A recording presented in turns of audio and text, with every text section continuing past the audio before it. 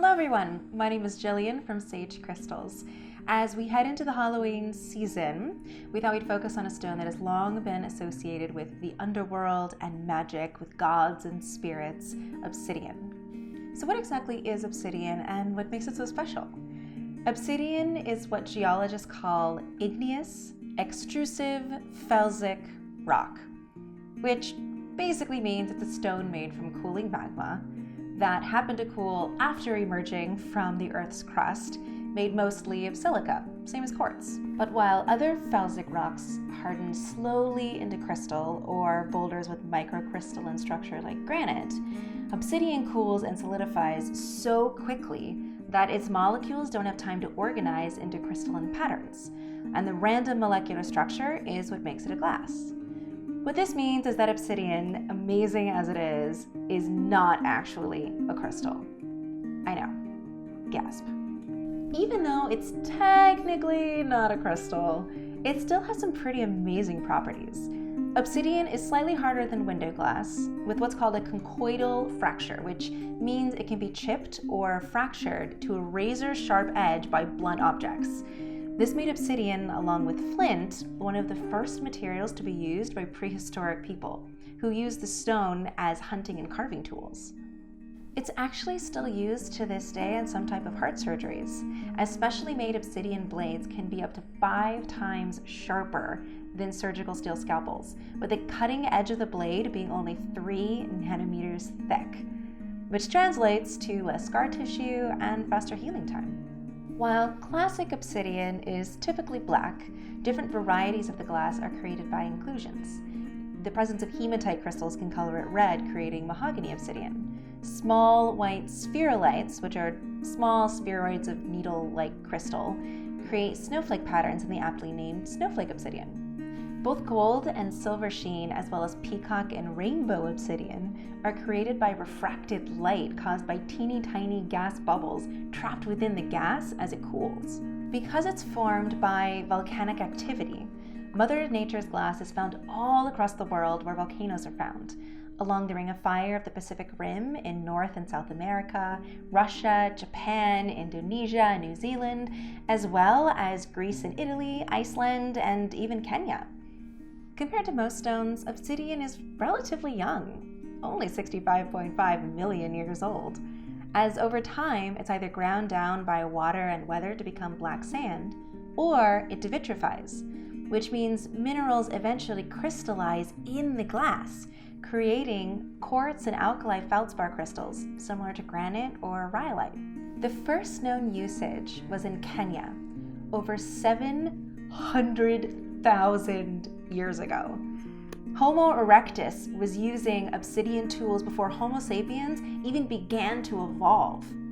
Naturally sharp and with a Mohs hardness of only 5.5, obsidian use became widespread in the Neolithic Stone Age cultures around the world because of its ability to make sharp blades and arrowheads with nothing but a simple rock. It continued to be esteemed and traded far and wide by the later Mesoamerican, Greek, Egyptian, and Northern American tribal cultures for its ability to be crafted into expert weapons, or conversely, polished to a smooth mirror finish, perfect for creating early mirrors, jewelry, ritual items, and works of art such as masks.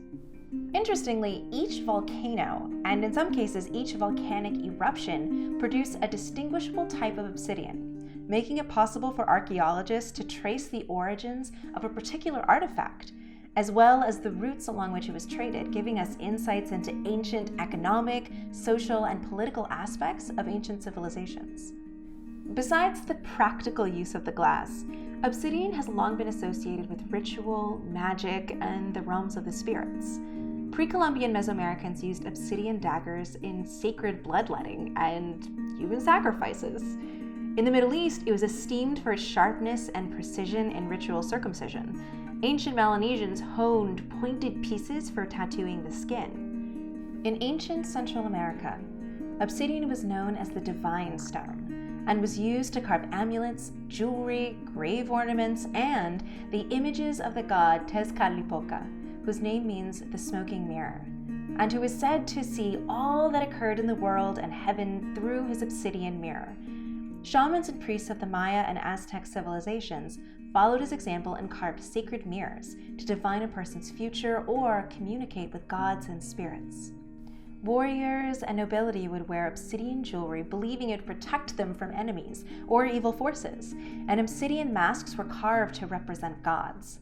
Death masks usually had closed eyes and an open mouth, and were intended for nobles to wear after death to protect the spirit within the underworld. Ancient Greek civilizations used obsidian balls and flat mirrors for scrying, and Native American cultures used obsidian in their spiritual ceremonies to sharpen the inner eye. In the shamanic and metaphysical communities of the present, obsidian is understood to still carry these properties of protection, insight, and otherworldly communication. The mirror stone is unforgiving, forcing us to see the entirety of ourselves, for only through accepting our shadow self can we become whole. It's purifying, able to cut out some of the deepest rooted of traumas with precision. But black obsidian can be a harsh teacher. It's extremely protective, especially for those who find themselves in abusive or dangerous situations. But it can be a double-edged blade, so it's best to use it in conjunction with gentle, supportive stones like amethyst. It's a powerful stone to use in shamanic journeys, as it grants us access to the spirit realm while also providing protection. A root chakra stone, it's extremely grounding, rooting us deep into the earth and the underworld. Obsidian spears and mirrors are still used as scrying implements, and obsidian blades are well adapted for ritual work or for cutting cords. Obsidian arrowheads are easy to find and useful in protective crystal grids. The sheen and colored varieties tend to be a bit more gentle. Gold sheen obsidian is particularly effective for scrying, taking us into the past to get to the core of a problem, or into the future to see all that's possible. It purifies the auric field and solar plexus chakra, helping us see what's stopping us from realizing our inner sovereignty and from manifesting our own reality. Silver sheen obsidian enhances meditation and is also an excellent scrying tool, connecting with lunar energies that helps us to see ourselves as others do.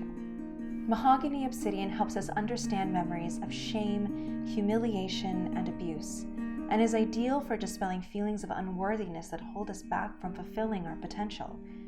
It's a perfect shield to protect us from emotional, psychological, and psychic attacks. Snowflake obsidian is the obsidian of hope and perseverance, bolstering our courage and persistence when all seems lost. It helps us recognize and banish negative and self-defeating thoughts and protect us from ourselves. Snowflake also assists us in identifying signs from our guides. Apache tears are said to soothe grief and loss, as we're not alone in our pain. The naturally smooth stones can help us forgive those who've hurt us, allowing us to finally heal. Peacock obsidian is the strongest obsidian for spiritual journeys and is an excellent tool for shamans and those who walk between worlds, especially in regards to lucid dreaming, breathwork, guided meditation, and other forms of consciousness expansion. Rainbow obsidian is the gentlest of all obsidians, helping us recover from emotional wounds.